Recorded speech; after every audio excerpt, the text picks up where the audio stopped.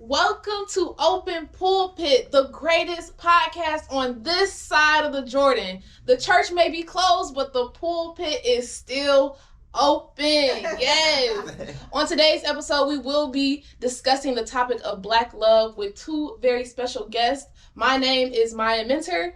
I'm Amethyst Rose. And I'm Imani Abernathy. And we are Open Pulpit. But we are going to be discussing what brings us together, what pulls us apart, and what it takes to maintain a successful marriage in 2023. Today, we welcome in two very special guests that definitely beat the odds and are a true testament that Black love is possible. We have Reverend Dr. Otis Moss III, who serves as senior pastor at Trinity United Church of Christ here in Chicago, Illinois. Along with him is the beautiful First Lady Monica Moss, whose early career education and administration has evolved into dedicated service to food and advocacy and community resource development. We are so honored that you all are here with us today. And honestly, it's kind of weird talking about Black love with them because they've known me since I was in diapers, but we're about to have a great conversation. So thank you so much for being with us here today. Welcome. Well, thank you for very having much. us. This is exciting. We're your inaugural interview, right? Yes. Wow, that's great. And We're, it's so we're a beta test. Yeah, and the space is so beautiful, and you all look so professional over there, and love is in the air. It's all beautiful. Yes. But before we get started, how do we feel about Black love? I feel like there is still a possibility out there. But I was lamenting on the statistics of African Americans are the least married of any major racial or ethnic group. Mm-hmm. We have the statistics of African Americans coming at 30%, Hispanics coming at 43%, we have whites at 52%, and lastly, we have Asians at 58%. So how do we feel about that? Yeah, I'm feeling, I've kind of questioned it sometimes, but I'm still excited about the possibility. But, I have been also thinking about some of the statistics also. In 2020, only 30% of African Americans were married, compared to 48% of all Americans. Half, or 50% of African Americans have never been married, compared to 34% of all Americans, which I find super interesting. I do as well, but I'm happy that we have a great representation here. And so what we're going to do is, before the show started, we asked you both a few questions to see who know each other better. All right. So we're going to have First Lady Moss go first. Okay, put me in the hot seat. Let's go. Let's go. All right. So we did ask these few questions. So we're gonna ask. We're gonna ask First Lady Moss what she thinks that Pastor Moss questions would be. Yes. And then we'll do it vice versa. Got it. Yeah. So we're gonna start with First Lady Moss. So, what is your husband's favorite food? Okay, so this is pretty simple because it's all things seafood, but he loves to try different types of restaurants. So he loves Indian and Mediterranean food and Asian food. So what I'd say is like, oh, I'm sorry. Okay, You're getting our personalities here. I know him very well. You're giving us a lot of answers. So, Okay, seafood. final answer. Final answer. That was correct. That was Yes. All right. Next question. What is your husband's favorite place to travel? He loves international travel. And I would say, of all the trips we've taken, Ethiopia. Yes. Yes. Wow. Okay. 2 out of 3. All right. Pastor Moss, hope you get these answers. She's showing out right now. Yes. All right, final question. What is the one material object that your husband could not live without? Hands down, books. He cannot live without his books. And I would put the Bible at the top of that stack. Yes. Yes. Must be a match made in heaven. You got all 3 right. Oh, wow. Wow. Okay. I'm in trouble. Pastor Moss, it is now Okay. your turn. So what is Mrs. Moss, First Lady Moss, favorite food? I said that anything that her grandmother would make, that the food, there's a memory with her grandmother's food, and it's connected to her grandma. Okay. Uh-oh. unfortunately, that is incorrect. Would you like to share what your other right answer was? So I will tell you that he's almost correct, and it's. I said all things vegetables. You know how, and Grandma, she always cooked really amazing vegetables. And I know that sounds boring, and I know I'm talking a lot, but it's the truth. It's the truth. It's the truth. Yeah. So it was, anything like, I love good vegetables. I know, but it has to be grandma's though. The Yeah, way you talk about grandma's. Grandma's kale, grandma's butter beans. Yes. Well, we'll give him half of a point. I got a half point. Y'all are teachers. Like half a point. I got a half point. Okay. And so, what is her favorite place to travel? Well, the magical place to travel was when we went to Ethiopia, but she absolutely loves anything dealing with water, like the beach. But Ethiopia was the spot. Would you like to give your answer? Okay. I agree with him. But what I did say was Virginia. I would say, I see. Yeah. But now Virginia is different now. It is very different. Yeah, so, because everybody's but passed Ethiopia away. was just like a once in a lifetime trip. So I would say we can give him another 3/4 of a point this time. I mean, but the motherland is home as well. Okay. You said home. Now you get 1 full point. Okay, you have a point, but now we got And you did say you love the international trips. So you technically you good. You still Thank you. I listen. But she's got you see she has multiple layers. She has layers. We're gonna get into that. We're gonna get into that. Last question. What is one thing that First Lady Moss could not live without? Now, I got this right and wrong at the same time. Watch. So watch, listen. These I said now. There are 2 things that happen that she can't live without. Is a call from her mother and a call from Gia. Those 2 things are she's deeply connected with. Am I right? Well, See, layers. he is somewhat right. Yeah. Because it's not. Well, I didn't say those specific calls, but I did say I can't live without my telephone. So you're like, Okay. you're like, so I really, But I mean, but it's those 2 calls that are extremely important. We're just gonna say that you both aced that. Come on. Y'all were Playing with us. It was such a great pleasure to get to know you a little bit better. Now we're going to move into our questions. The real question. The real deal. And this is geared towards the love that you have for each other. Now, as I said before the show started, if there's any question that you don't want to answer, that is fully okay with us. So we're going to start off with Imani. Yeah, so the first question we have is, it's a 3-part question. So what is your love story? How did you meet? Was it love at first sight? We'd really love to get your perspective on that questions. This is an interesting question because we've answered this question many times over the years, but we have officially gotten to this place now where we're old enough that the perspective changes. Okay. So, we met freshman year, but it wasn't just freshman year of college. He was at Morehouse and I was at Spelman. It was HBCU. But it was freshman week. No, it wasn't freshman week. Hey, what? What do you mean? No, freshman week was over. Because by the time we got to the friendship, that is true. freshman week was over.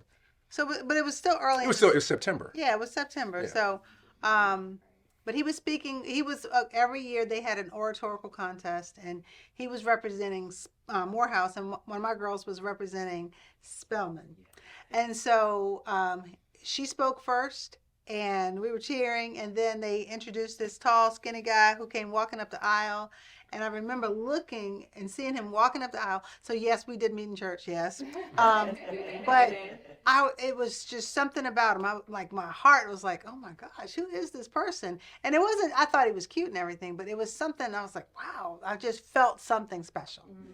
So he spoke, and then I'd never heard a young person speak like that. And he did a really good job. And so afterward, there were a group of us. We all went up and introduced ourselves to him. And I told him my name, and I told him where I lived on campus. And she was the only person I remembered out of all the young ladies. And so I remembered the room, remember where she was. And it was 215 LLC. Yeah, that's where I lived. Never saw her after that, though. Yeah. But you went home that afternoon, and you told your roommate. I told my roommate Ed, I said, I think I found my wife. And that's. And it was I never really- saw her after that. And he didn't. You did see me eventually, but it was September, and there was a young lady at Spelman who always talked about this guy named Otis, but there were a couple Otises in the freshman class, and so yeah, that's what I laughed about. I'm like, why are you naming your son Otis? That's an old. Yeah, I know, it's like an old black man's name, Old you know. black man's name. You got Otis and Rufus, and But anyway, so he she would always talk about this guy Otis, and you didn't want to get labeled by sneaking over and being over at Morehouse. So I wasn't really willing to go over there. You could do group things, and I don't know if it's probably very different now, but anyway. So one night the Alphas were crossing; they were finishing their pledging period, and The bricks. they had their bricks, and One they were more step toward with the light. Lord help me through the night. 85. And anyway, so I saw Dion. Oops, cut that. I saw this young lady talking to this guy, and I thought he was so cute, but I didn't recognize it was the same person. I said, "Who is that?" She said, "That's Otis."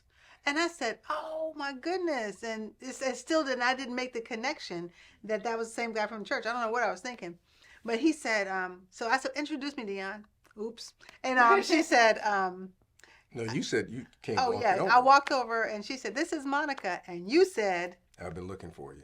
He said, I said, "What?" I said, "You've been looking for me." But he was kind of shy, so he wasn't willing to just come over and visit me. You may have forgotten where I lived, too. 215. But anyway, so after that, we have pretty much been together since then. Since that moment. Since then, that was September. No, that was like No, October, March was November. like November. That was like November. Of 1988. Were any of you born in that? No, No, you weren't even around. Not even an inkling in anybody's eyes. Yeah. So. Still in the spirit. I was gonna say 93. And what's crazy is that doesn't even feel like it was that long ago. Yeah. So. Okay, so it was love at first. Oh, it was definitely something. Yes. It was something special there, and I remember going back and saying, it's something about the way I felt in his presence. It was a kind of a calming feeling, and so I would say maybe not quite love, but definitely like, whoa, my heart was moved. It was definitely attraction for sure. Yeah, it was attraction for sure, but it was like something I had never felt before. Okay, well, since we're on the lines of feelings, for both of you, I would love to get your definition on what love is to you. And since you guys have had this opportunity to spend so much time with each other, can you tell us a little bit of how that has progressed? Since you said that it's not love at first sight, what was the moment where you identified that this was love, and then how has that grown between you two? Yeah, that's a really good question. It And is. we were only 18 years old. Yep. And I think that we were two, and this is something we've never really talked about before, but we were two young people who were coming out of kind of tumultuous experiences. So I'll talk about mine. You want to talk about yours a little bit? Yeah. So I grew up, my parents were really young when they had me, and looking back on it now, they were both growing up. And so I grew up in a household that was, it was very stressful to me. It was a lot of rage and a lot of, at times it was, walking on eggshells and not quite realizing how that anger that was always in the air, how it impacted me. I'm the oldest child. I have two younger brothers. I felt very protective of them. I felt very protective of my mother. And it was just it was hard for me as a young person. So I was bringing that into this little 18-year-old package. And then you were... Yeah, I was coming out of a situation where my sister had just had her second or maybe third kind of mental break. So my family was trying to deal with someone who was so chaotic and focusing on hospitalizing her. And so Monica was the first person that I could really be vulnerable with. Yeah. and say, this is how I'm feeling. This is what's going on in my life. Because I couldn't share it with any of my boys. Everybody knew what was going on. I mean, but it wasn't anybody I could talk with. And she was the first person that I could actually say, this is what's going on in my life. And I'd never had the opportunity to be vulnerable with anybody in that manner.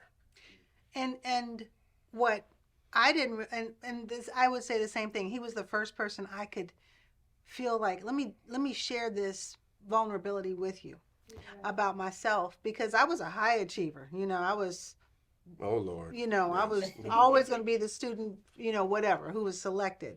And so even going to Spelman, I knew I had to have the grades to get to Spelman, because that was the only way I was going to get there. So She was a NASA scholar at Spelman. I was a NASA scholar, and You ate me to the moon.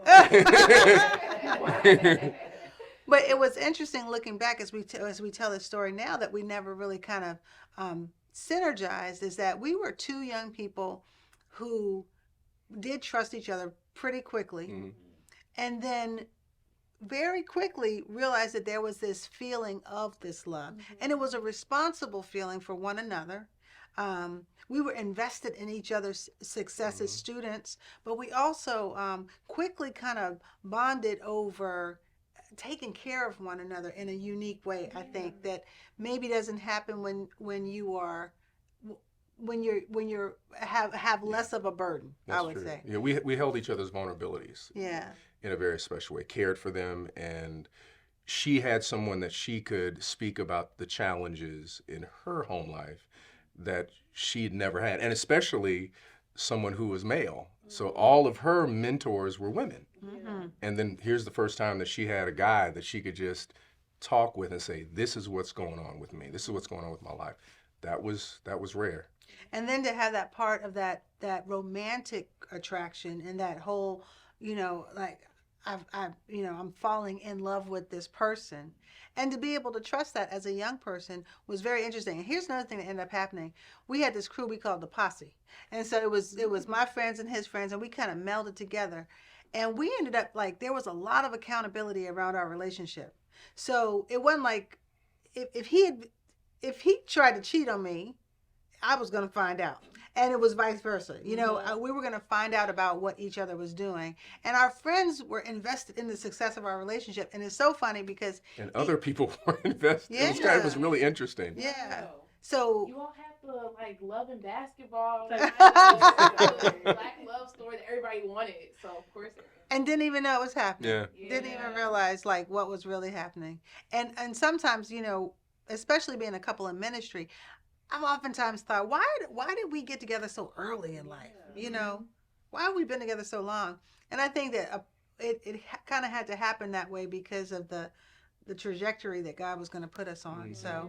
And then do you just the last part of my question, and how did this foundation of love and understanding prepare you guys for loving your kids and housing space for them? Wow. Coming from such, Yeah. I don't want to say trauma-based, but challenging backgrounds and putting it into that.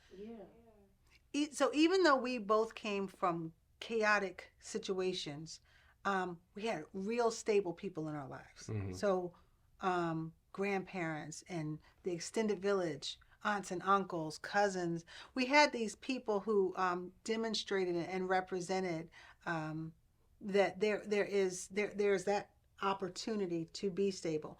But as we evolved in this love, and it has been an evolution for sure. It has, yeah. There were a lot of things we had to come to understand, and this will lead to what you said about being come parents. to learn, Yeah, we had to acceptance. So this lady taught me one time, because I do collect women who have been my mentors. She really does. Love is acceptance, and acceptance is love. And it takes a long time for you to get wise enough to realize that you're not going to be able to change anybody. Yeah. Spouses, children, they are who they are, and it's intentional that they are who they are. But you have to be able to accept them for that. And I would think that I have, and I am in no way an expert at this, and Michaela would especially tell you, acceptance.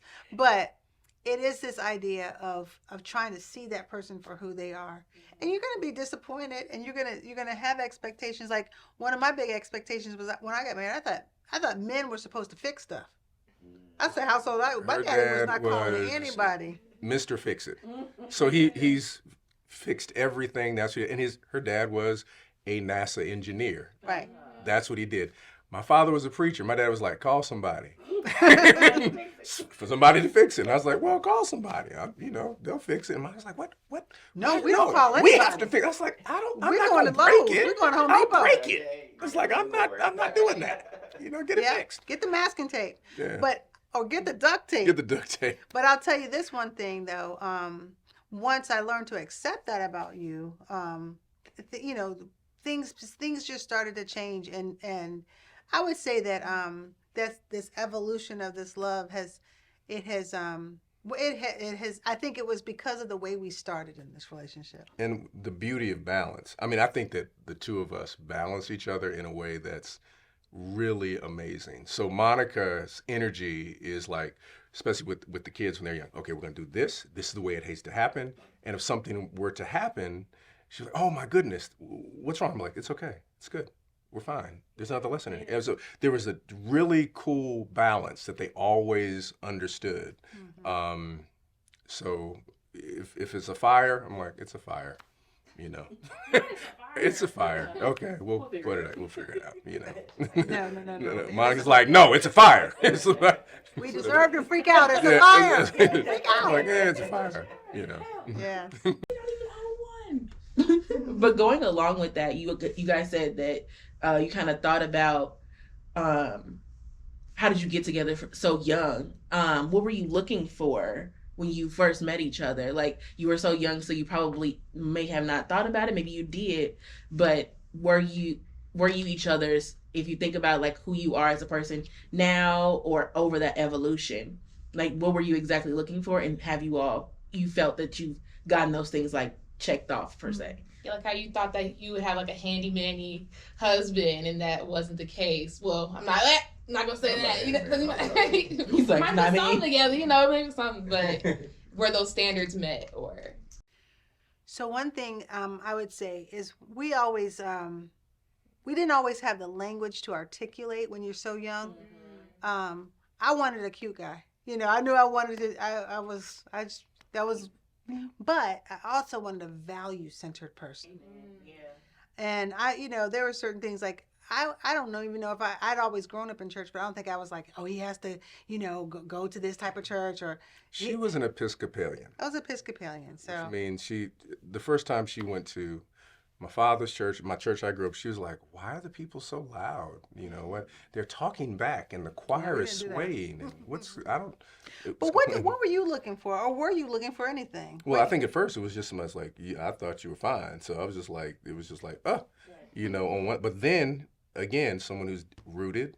I mean, the moral compass that you had was just so clear. This wasn't clout. This is who I am. I believe in these things. Yeah. I treat people a certain way. I'm compassionate. I believe in God, and I'm funny. And we did have a lot. We always laughed. We a lot talked and just laughed. But I'll tell you one thing I was looking for. Mm-hmm. I needed to feel safe. Mm-hmm. I really, really needed to feel safe, and I needed somebody who I liked the way I felt around you. I think you remember me telling you that. Yeah, you did. I needed someplace where I could be calm, because I didn't grow up calm. Mm-hmm. And I didn't even really know what I needed. Yeah. But you asked, there was a second part of that. So you were saying as time has moved on, have we lived up to each other's expectations? Yes and no. And I think the one thing that has made us cohesive is that we've always had similar values. Yeah. Another thing that happened that's kind of unique is not only did we bond as a couple, but our families are friends now. Yeah. So that was also a really good thing that happened.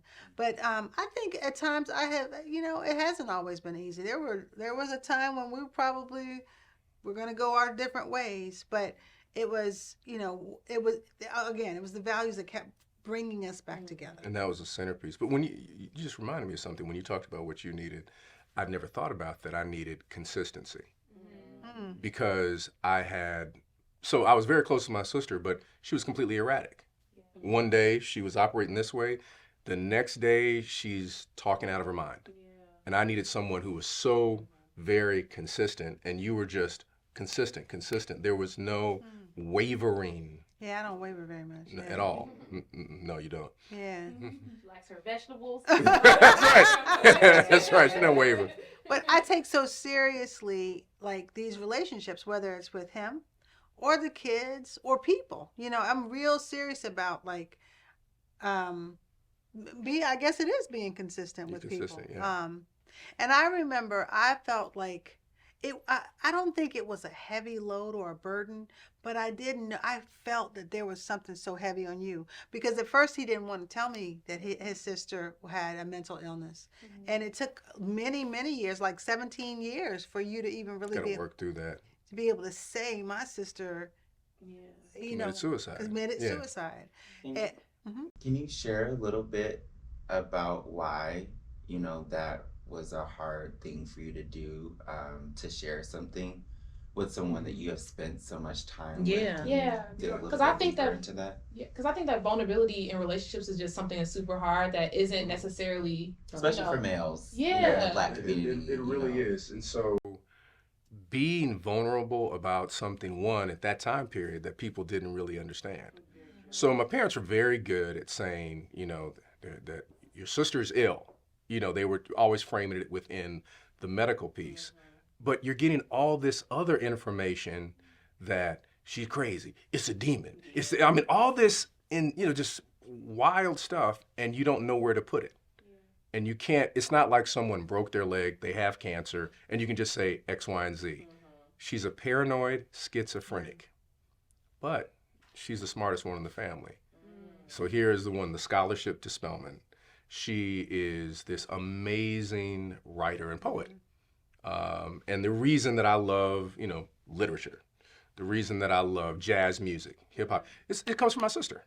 And there's a big age difference between us. And so Friday night, I hung with my sister.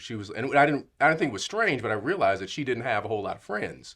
So she would take me out to the movie. We'd go get ice cream and so we developed this relationship, and she was kind of the babysitter and whatnot. And then she had this break, and that relationship changed. And I'm in college, and that relationship has changed, and she's now on medication, and you can't talk with her. It's not the same. You met her one time. That time you met her. I met her I think I met her twice. Mm-hmm. And and then there's a word you didn't use, but I'll push this a little bit. Mm-hmm. And I think that it was shame. Yeah. There was there's a stigma, Yeah. So I remember on one of our first dates. Let me tell you the first date. That's hilarious. But let me finish that thought. That's a great first date. Now, all these people trying to do these major dates. We had the best first date in the West End of Atlanta. West End of Atlanta, in the straight hood. And where do we go? Popeyes. Come on now. What are we talking about? Let me tell you something that's interesting because I got dressed up. He got dressed. His friends dressed him. Y'all better I had no tired. Y'all better be listening to this. I was flyer going to Popeyes. People need to listen because I didn't there was this idea of like he has to take me a certain place, and I could have cared less where we went. I was so interested in just going with him. Yeah. And so that was our official first date. And listen to this. Yeah, we walked. We walked. That's right. To the Popeyes. I had no car. Is it the same Popeyes that's still there? Yes. It's from all 30 some years ago. You know what I'm talking about? Same Popeyes as there. Yes. I know what That Popeyes one. you're talking about. Yes. They dropped my fries. We talked the whole way, and I didn't have any clothes, so the whole thing was I'm borrowing from my friends. I said, "Hey man, can I borrow?" Yeah, he looked so cute. I had a little kufi on. I was being Afrocentric. I wish we did. Oh, man. Think about we would have had to have had a camera back then, right? That costs money. Spiritual imagination. Yes. That's right. Talked the whole way to Popeyes. But let me tell you this. So that was like our official first time we ever got together. And we walked and it started to rain a little bit. And it was just a great time. say, wow. It was, yeah. But the first time he took me someplace, we went to the Marriott Hotel's restaurant. Now listen to this. So here we are, young people. This is now probably 1989. It's like Yeah, it was 89. early in 89, January, February. Mhm. He goes, we went and we had dinner, and he said, my dad is in town. Now, I didn't know. So I didn't know about the Otis Mosses or anything. He didn't even factor. It was just his daddy at that point. And so, I mean, some girls had told me, you know what, you need to hold on to him. And I was like, what do you mean hold on to him? What does that mean? I'm like, I like him. I don't even know what you're talking about. So he said, my dad's in town. He's staying at this hotel. Would you like to meet him? Now think about, I remember I felt safe with him. Now imagine like nowadays if some guy just said, you want to go up to a hotel room? Anything could have been waiting. Anything could have been waiting. But what was waiting was my future father-in-law.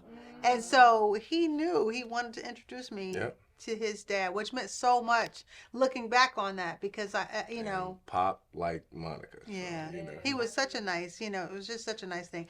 And my family liked him. So it really was kind of old fashioned and we courted in many ways because there was so much family involvement. And my little brothers loved him. So yeah, we bonded real quick. Yeah. And then your grandmother, and grandma we solidified. bonded, yeah. Yeah. Yeah, if I had to sit down with the grandma and say, I really, I like your granddaughter. I had to do the whole thing of just having the conversation with. He did. Yeah, I did. Yeah, I did. My dad said, what are your intentions? Yeah. Her father said, what are your intentions with my daughter? And I was like, because I asked in front of you. Yes. That's how you have to do it. Yeah, that's how you gotta roll. Yeah, you gotta do that. That's the way you gotta roll. I mean, But that's what a father's supposed to I do. would have to say that is a very Southern way. Yeah. of Yes. how to do things. It's Yeah. very debutante You style. want that. You So know, court the young lady, give it some time, Mhm. show the grandparents and the parents, have that questionnaire to really see, okay, what are they going to do on the Right. question? Like, Right. how are they going to be? And since you guys have said that your mentors were your family members and people with more experience than you, they would, give them the real deal of like, okay, this ain't the person for you, or Mhm. Yes. So since you are such a lovely lady, and I love your energy, Oh. First Lady, we're gonna kind of combine these two questions. So we want to know who specifically is First Lady Monica Moss. Ah. So who exactly are you, and what is it like to be married to someone who is in such high demand? And because you talked about like the fear that not even the fear because you didn't really understand when you're meeting his father and everything, but I guess in today's today's reflection with his status and all of that. So how does that make you feel? Yeah. So who am I? I am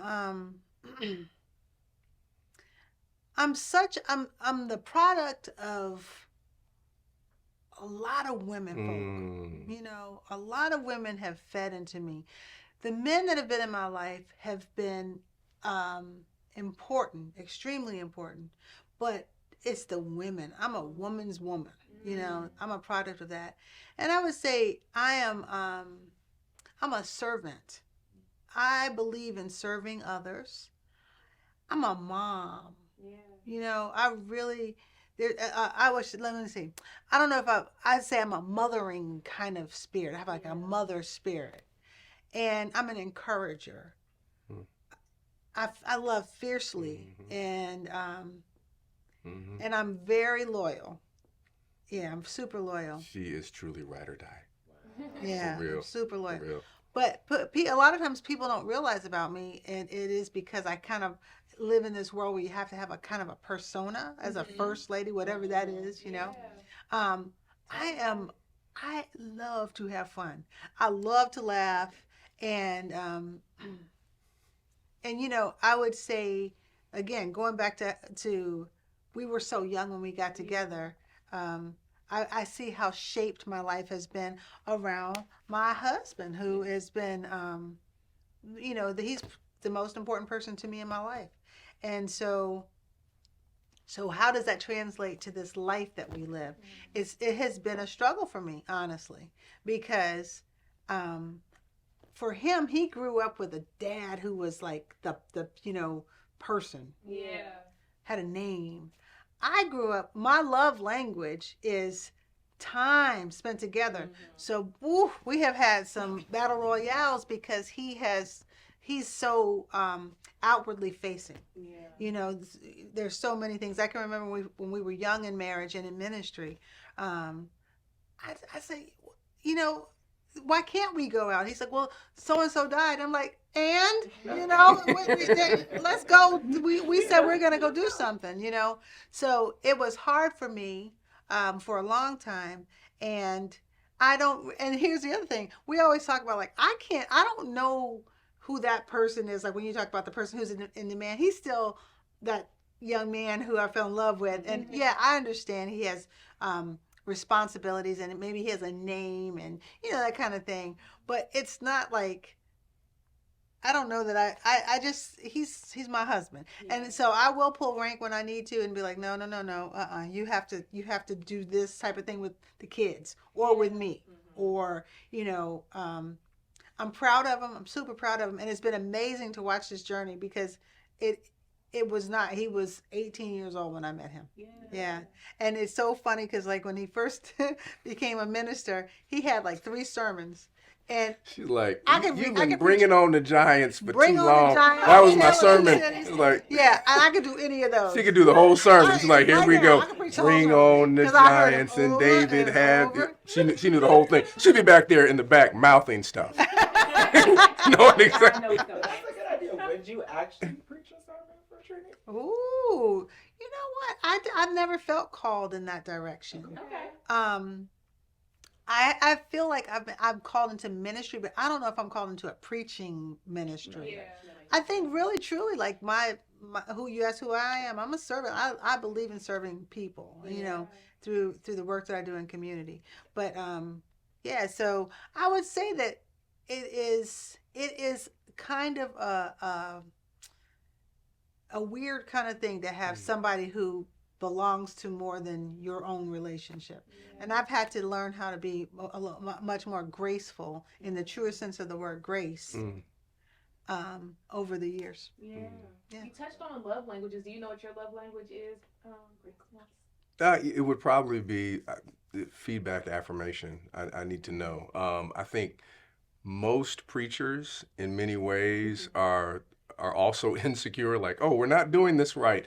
You know, they may outwardly face as if, oh, things are cool, but they need to hear, no, you did do a good job. It is all right. And That did sound right. yeah, I didn't mess up, you know, and and I take things to heart. You know, if I feel like I stumble or I make a mistake, I'm like, oh man, you know, I take it to heart in a big way. Yeah. What about you, First Lady? My love language. So my love language is time. You know, I really, you got to spend time. It's never going to be stuff. Yeah. I could care less. And that's another thing. I don't think I'm a typical first lady because look, I have on cowboy boots and my nails aren't done. And you know, I'm not that girl. You know, that woman. She ain't. It's like you need to see her at home. She's not. Yeah. Okay. In this, do you, and in this time of finding your grace, Mm-hmm. and in this time of growing your empire, do you guys feel like you have a handle on being individual, or do you still find that it's a spontaneous learning progress? Yeah, because I know codependency and everything is super big and something that a lot of people struggle with, and just making sure that they keep their own individual self-image together when they're in these relationships. Because a lot of times you can get in these relationships and be like, okay, I'm so focused on my significant other that I don't even know who I am anymore. So it's just like, how do you maintain that individuality, especially with a lot of outside people probably telling you like what you should look like and who you should be, and trying to maintain that. It's a great question. So you want to start the answer?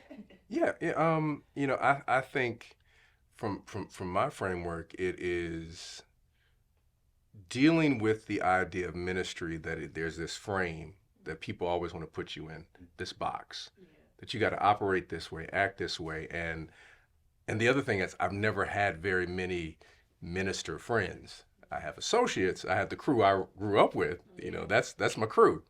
And I have ministry associates and people I've got relationships with, but there's so much that the minister is supposed to operate this way. And I struggled for quite some time saying, I don't fit in this mold. I don't fit quite in this mold. And Monica helped me to say, yeah, you can be you. You can nerd out on your comic books, and at the same time, you can also love your movies, and and you can write your poetry. You can do you don't have to fit into some guy wearing a certain kind of suit and a briefcase and talking about doc. That's not who I am. Yeah. And that took time just to figure that out, because ministry will try to box you into, you must operate this way. Yeah. And it's soul crushing to so many people. And my colleagues who I've seen who have these other gifts, but they're so terrified to be able to share with them these gifts, because they said, well, my church won't understand. Yeah. I can't. I'll get criticized, if I do that. Yep. And you had to find your voice. Oh gosh, yeah. Who am I, and be courageous enough to say, I am this comic book guy, but I also love God. I do love preaching, but I also I want to talk about a movie and a sermon and all these different things, which was pretty unorthodox. But to be courageous enough to at least try. That's what he's taught me, is you've got to try. I grew up always being worried about failing. He grew up always learning it's worth a try. And so that's a paradoxical shift, because when you live afraid of making mistakes, then that becomes an issue, which really became my issue, and I didn't even know it was happening. So you ask, like, okay, how do you keep yourself? How do you know yourself? And I would say, if I were talking to anyone, especially a group of young women, it's so easy to lose that self. And I do not like sounding cliche about things, but it's so true. And I would say that being married to somebody who was very focused on growing, not necessarily clear about where that growth was taking him, but he knew he wanted to go somewhere, ambitious. And then I had been this ambitious person who, we started moving because of his career. And I'm like, well, wait a minute, what about me? I was supposed to be Spelman's College president. I was told that was my ambition. I wanted to go back to Spelman College and be a president one day. And then, I don't know, but then I became a mom. And then I had cancer. And then we moved to Chicago, and we were uprooted, and all these different things that I don't even know if I allowed myself to even have time to mourn. I'm like, wait a minute. You just said I have what? I'm like, wait a minute. It was just like go in life. And so I do think that I lost a sense of myself. And it has been a real journey of therapy and prayer and journaling. I look back at things I used to write in journals, and I'm like, oh, this poor person. I was really struggling. You ever done that? Look back and say, oh, I said that? Woo. But I would say that it's still unfolding, because we are now, how old are we? We're 52 years old now. Oh, y'all look wonderful. I wouldn't even know. Okay, after the show, write them down. Those vegetables, see? But I would say that, I fully believe that there is a whole other iteration waiting to unfold. I don't know what it will be, but it feels different. The nest is empty. Those little chippy chaps are out of the house. It is exciting. It's very exciting. It's real calm. It's real chill in the house now. It's like, Don't have to worry about someone coming home at. No. That was a big thing, right? That was a major thing. Because you can't sleep if they're not in the house. So, yes. Okay, so you kind of touched on our last question before we end, but you did say a couple of things that jogged my ear, and you both can answer at your leisure. My first kind of mid question is, how do you think or tell me a little bit of your experience of the church receiving you as the Mm. first family, one. Mm. And then two, Pastor Moss, I want you to touch a little bit on taking care of First Lady as she went through that experience. Mm. And what did that feel like to have someone else closest to you that was a female in that type of situation? And then to wrap it up, both of you can answer as well. What would be your advice to young people who are either about to get married, engaged, or thinking about being in a relationship? And also, if specifically a married family that is looking to be the first family of the church. Ooh, that's a whole nother podcast. You know, if you don't remember, it's okay. We can remind you. But We need a part 2. That's an entire podcast. That's an entire podcast. That is a podcast. That is an entire podcast right there.